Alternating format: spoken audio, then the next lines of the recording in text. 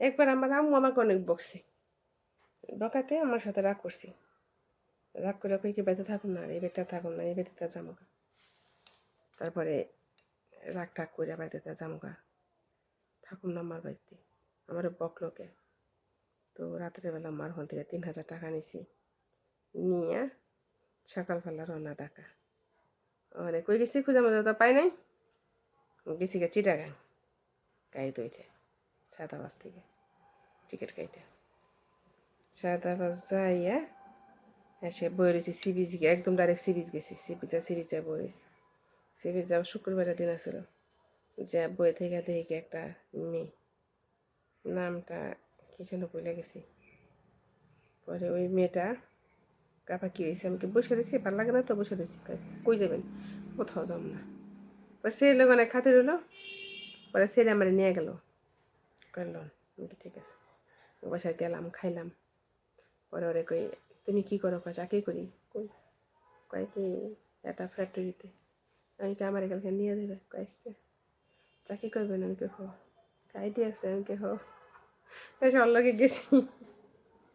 অল্লগে যাই হ্যাঁ, এসে পরে ম্যানেজার আমার দেখলো, দেখে আইডি আছে, আমি কি আইডি নাই, পাসপোর্ট ফটোকপি আছে।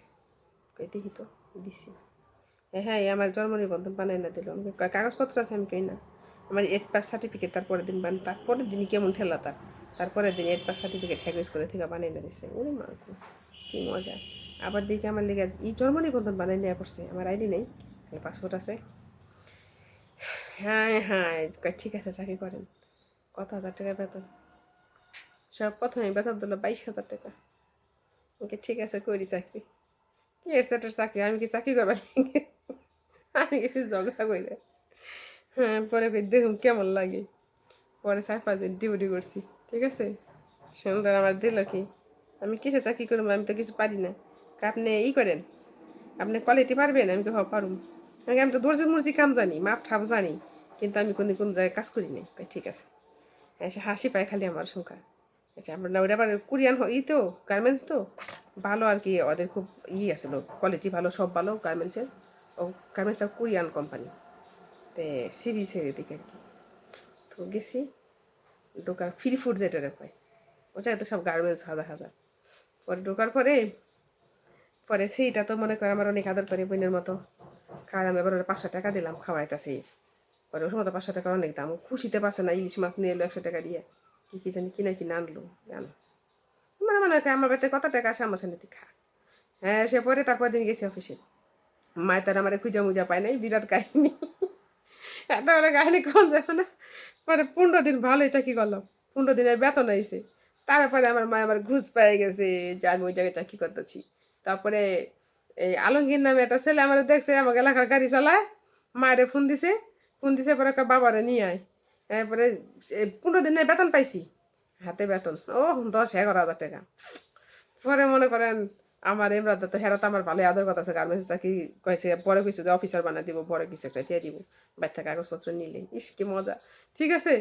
হ্যাঁ সে কি করছে জানেননি, আমার মায়ের সাথে বান্ধা নিয়ে ওকে আর বান্ধে, ও আমার হাতে ধরে পায়ে ধরে, আফা বাইতে লন, আফা বাইতে লন, আপনি পায়ে ধরি, আফা আপনার পায়ে পড়ি, আফা বাইতে লন, আমায় কান্দাছে। পরে ঠিক আছে।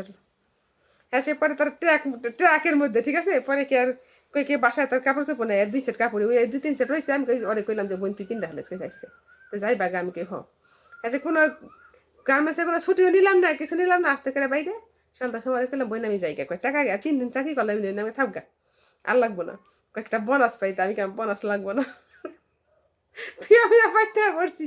হায় রে চিকার আমার মায়ের, তো মার ছিল দেখে মার সাথে এরকম গুলা করছি। এখন কি অন্য কারোর সাথে এরকম করা চলবো? কন তো, চলবো না।